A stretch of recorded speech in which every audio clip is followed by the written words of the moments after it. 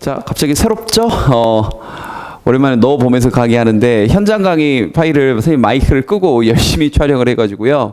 마지막 여기 센텍스 부분하고 79번, 80번은 스튜디오 강의로 너 하나 보면서 강의를 하도록 할게요. 그리고 이 다음 이어지는 파일부터는 다시 현장 강의로 이어서 가도록 하겠습니다. 뭐 이것도 새롭네요. 자, 가볼게요. 첫 번째 이제 뒷페이지에 여기 when에 좀 굵게 표시가 돼 있는데 여기 옆에다 사선 긋고 which라고 좀 써보세요. 그러니까 이렇게 써놓고 봤더니 어법 문제 출제 의도가 관계 부사 쓸래 관계 대명사 쓸래 하는 문제가 되네. 그지? 관계 부사냐 관계 대명사냐. 그러면 when이 답이 되면 뒤에 문장이 완전해야 되고요. which가 답이 되려면 뒤에 주어나 목적어가 빠져 있어야 된다는 건 알고 있지? 그래서 뒤에 주어, 동사, 목적어가 왔으니까 when이 답이야 이렇게 풀어야지. times가 나왔으니까 when이 답이야 이렇게 풀면 안 되죠. times가 나왔어도 뒤에 행여나 주어나 목적어가 빠졌었다면 답은 which가 되는 거예요. 그지? 이걸 이렇게 이해하고 있어야 자, 그 밑에 있는 어법 문제예요. 이게 답이 보이는 거죠. 사관학교 기출문제인데 답이 2번이죠. 이유는요. 체크 좀 해볼까? 여기 바로 동사가 떴으니까 아니 누가 봐도 뭐가 빠졌니? 주어가 빠졌잖아. 알겠어요? 그러니까 여기는 reason이라는 단어가 나왔어도 뒤에 주어가 빠져 있으니까 정답은요. 그렇죠. which로 바꿔줘야 되겠지. 이렇게요. 알겠지? 그러니까 reason이면 why 이렇게 공부하면 안 된다고요. 뭐 내 수업 쭉 들어왔으니까 잘 알겠지 뭐. 확실하지? 넘어가고요. 그다음 이건 간단한 혼동 어휘죠. rip은 뭔가 이렇게 수확하다 이런 뜻이 되는 거고요. l이 들어간 rip 하게 되면 점프하다, 뛰다 이런 뜻이 되는데 여러분의 발로 어떤 주먹을 얻기 위해 수학을 하겠니? 갑자기 여러분의 발로? 말도 안 되잖아. 그지? 여러분의 발로 뭘 할까? 뛰겠죠. 정답은 leap이고요. 그 다음 여기요. rise는 무엇이 올라가다라는 대표적인 자 동사 계열이죠. 그래서 뒤에 목적어가 오지 않고 얘는 무엇을 올리다라는 타 동사 계열이니까 뒤에 목적어를 끌고 오는데 뒤에 목적어 뻔히 왔으니까 정답은요. raise요. 그래서 raise your arm. 너 스스로를 높인다. 이렇게. 됐지? 끝. 자, 그 다음 마지막 혼동 어휘. enforce는 이 force라는 단어가 힘 혹은 효력이라는 뜻이니까 en이라는 단어가 들어가게 되면 뭐 하게 만들다 계열이었습니다. 기억나니? en이란 말이 들어가면 뭐 하게 만들다 무조건 동사 되는 거야. 그래서 enforce 하게 되면 효력이 생기도록 하다 그래서 집행하다라는 뜻이 돼요. 그런데 reinforce 하게 되면 다시 안으로 힘을 집어넣다 그래서 강화하다라는 뜻이 되지. 기억나? 그래서 문맥상 어떤 사물에 대한 가치 감각은 집행이 이상하죠? 사물에 대한 가치 감각은 뭐가 된다? 강화된다. 그래서 정답은 reinforce고 같은 단어 하나 더 알아둘까? 강렬한이란 뜻을 가진 intense에서 전미사 e를 떼고 화하다라는 ify를 붙여서 intensify 하게 되면 얘도 마찬가지로 강화하다라는 뜻이 돼요. 같이 정리해 놓고요. 됐지? 자, 이제 79, 80 이제 마지막 문제 세트 이제 갑니다. 자, 첫 문장 봐볼까? 가모니 형광펜. 아니 안데스 산맥의 한 산길에서 한 여행객이 한 농부를 만났대요. 과거 형태의 이야기잖아. 그럼 전형적인 어떤 패턴의 글이야? 이야기로 출발한 거지. 그러니까 끝까지 다 읽기에 앞서서 당연히 어딜 먼저 읽어봐야 되는 거야? 마지막 한두 문장에서 혹시나 시제 변화가 있는지 네가 먼저 봐봐. 시제 변화 느껴집니까? 느껴집니까? 그렇죠. 마지막 후반부로 가면 시제가 변화가 돼 있으니 이 글은 비유를 통한 요지전달 글이구나. 어디서부터 변해 있는지 확인해 보시면 여기서부터죠. 체크 좀 해놓고요. 얼마나 우리는 이와 같은가 주어까지 위로 바뀌면서 전형적인 일반화 패턴이야. 그럼 여기서부터가 어떤 필자의 의지나 어떤 요지나 주제가 들어가 있는 거죠. 알겠지? 이 전반부 부분은 날려버리시고요. 그럼 계속 읽어보자. How often 우리는 얼마나 자주 fail to help those in need 또 나왔네. in need 어려움에 처하냐? 필요한 아니야? 어려움에 처한 사람들을 돕지 아니한가? 되니? 그러나 feel sorry 미안함만 느끼는가? 그들에 대해서 We express sympathy 우리가 동정심은 표하지만 저거 불쌍해 하지만 바로 do nothing 아무것도 하지 않아요. 이거 어쩌라고요? 간접적으로 어쩌라고 느껴지는데 Our love 우리의 사랑은 should not be only words and talk 말만 해서는 안 돼. 어쩌라고 형광펜 여기 나오네요. 마지막 두 문장에 즉 우리의 사랑은 반드시 진정한 사랑이어야 하고 we should show that love 그 사랑을 보여줘야 되는데 이게 포인트네.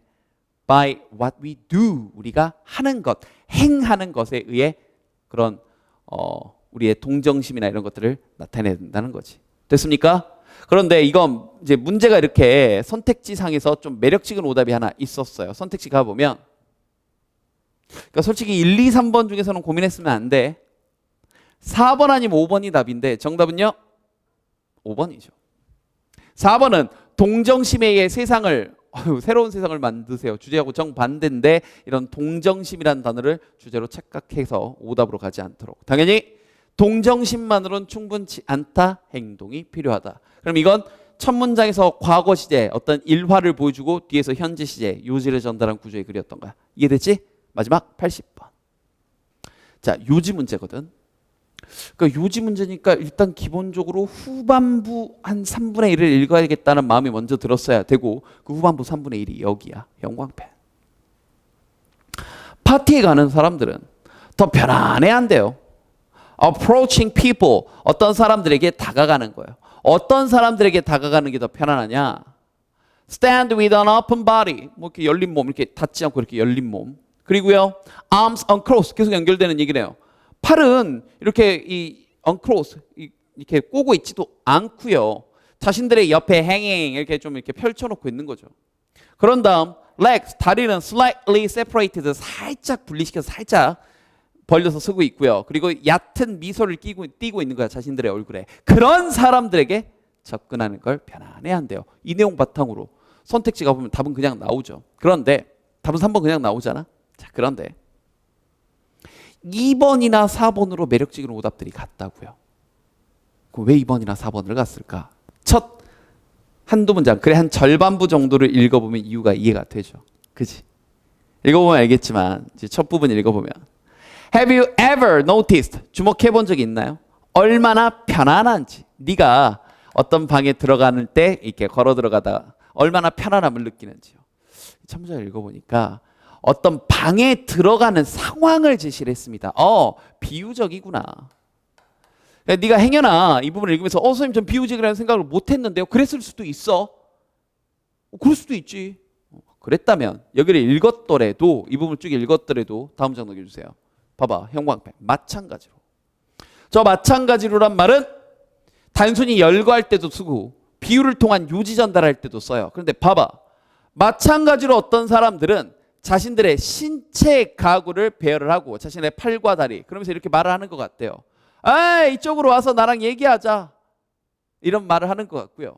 반면 다른 사람들의 신체 가구는 이렇게 소리치는 것 같대. 꺼져! 그래서 다가오는 사람들한테 너 오면 너 내가 위협할 거야 라는 말을 하는 것처럼 보인대요. 그래놓고 이제 일부 연구가 보여준대. 네가 행여나 초반부를 읽고 비유라는 걸 몰랐어도 이 부분에서 이게 비유를 통한 요지 전달이구나. 초반에 나온 내용은 절대 답을 고르면 안 되겠구나라는 생각을 했었어야 되는 거야. 이해됐습니까? 그래서 다시 선택지를 가 보면 2번, 4번은 비유적인 부분을 바탕으로 만든 선택지. 정답은요? 다시 한번 3번 이렇게요. 됐지? 오케이. 자, 뒤에 구문 정리하고 이제 총 복습 한번 해볼게요. 조동사 뒤에 have pp가 붙었거든. 혹시 뭐 기억납니까? 조동사 뒤에 have pp가 붙으면 과거적 느낌이 더해지는 거다. 조동사 뒤에 have pp가 붙으면 과거적 느낌이 붙는 거다. 그러니까 may나 might의 뜻은 뭐뭐일지도 모른다지만 may나 might have pp는 했을지도 모른다라는 뜻이 돼요. 그래서 he may have thought 하게 되면 그는 생각했을지도 모른다라는 과거적 느낌이 더해지는 거야. 왜 이렇게 씁니까? 과거를 강조하냐? 밑에 어법 문제 볼까요? 사관학교에서 나왔던 건데 얘가 답일 때와 얘가 답일 때 시제 상황이 다르다고요. 이건 현재 상황에 대한 추측이고요. 이건 과거 상황에 대한 추측이라고. 이 조동사 might 뒤에 동사 원형을 쓸래? have pp를 쓸래? 물어봤으니까. 그래서 그것들이 거대한 닭을 지금 닮은 건지도 모른다는 얘기인지 닮았었을지도 모른다는 건지 이건 앞뒤 문맥이 조금 필요하겠네. 이해됐지? 앞에 문맥을 봤더니요. 모든 증거들이 나타내기를 티라노사우루스가 거대한 파충류보다는 새와 같이 생겼을 거래요. 과거 얘기하고 있잖아 지금. 더군다나 티라노사우루스라는 주어만 봐도 알잖니. 요즘 없는 거잖아. 그러니까 거대한 치킨, 닭을 닮을지도 모른다야, 닮았었을지도 모른다야. 당연히 문맥상 닮았었을지도 모른다가 되겠네. 이거 하나 기억하자고. 조동사 뒤에 have pp가 붙게 되면 과거적 느낌이 더해진다. 됐어? 오케이. 밑으로 내려오시고요.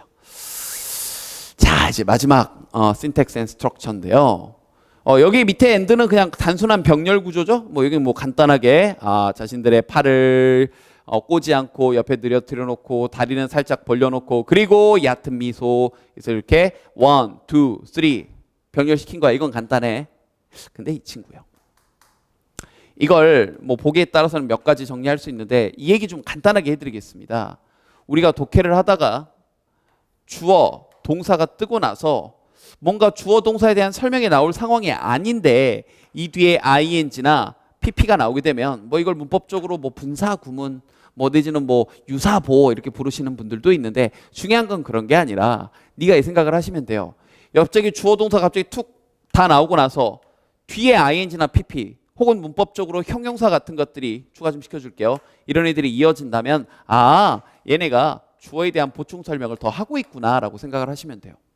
예를 들면 한국 학생들에게 그가 젊었을 때 죽었다라는 문장을 영작하라 하면 그가 젊었을 때 죽었다. 보통 이렇게 영작하면 너도 한번 해봐. 그가 젊었을 때 죽었다. 보통은 이렇게 영작하죠. He died when he was young 이라고 영작을 합니다. 물론 틀린 건 아닌데요. 실제로 원어민들은 이렇게 영작을 많이 하죠. He died young. 뭐 물론 he died when young 이러기도 한데 he died young 이렇게도 합니다. 그럼 여기 분명히 주어 동사가 다 나왔는데 넌 뭐니? 놀라지 마세요. 그 주어에 대한 설명이구나. 이렇게 이해하시라고요. 됐습니까? 그럼 여기도 다시 봐봐. 몇몇 연구들은 보여주는데요. 파티에 가는 사람들이 더 편안해한대. 이 사람들에 대한 설명이야. 이해되니? 뭐 하는 거야? 이 사람들이 뭐 하는 걸 선호하는 거야? 편안해하는 거야.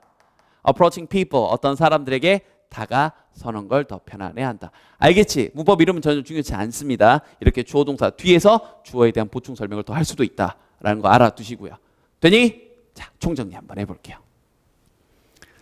마지막에 팔이 좀 문제가 생겨서 오랜만에 너만 보면서 강의를 하는데 뭐 느낌이 좀 새롭지만 자, 총정리. 다음 강부터는 바로 현장 강의입니다. 다시 7-4 비유를 통한 요지 전달에서 정리했던 건 이겁니다. 초반부에서 비유적인 거, 뭔가 이야기나 뭔가 비유적 소재가 나오는 경우 이게 비유적인 거구나 이렇게 캐치하는 건데 그걸 구체적으로 패턴을 정리해드리면 이런 거죠. 시제가 과거 시제가 뜨거나 이제 아까 풀었던 문제들 한번 다시 한번 떠올려봐. 초반에 과거 시제 때 나왔던 문제들 몇몇 되지? 혹은 뭔가 특정 상황이나 사물들이 나와. 그래서 이 부분이 비유적인가라는 생각을 하게 만드는 거지.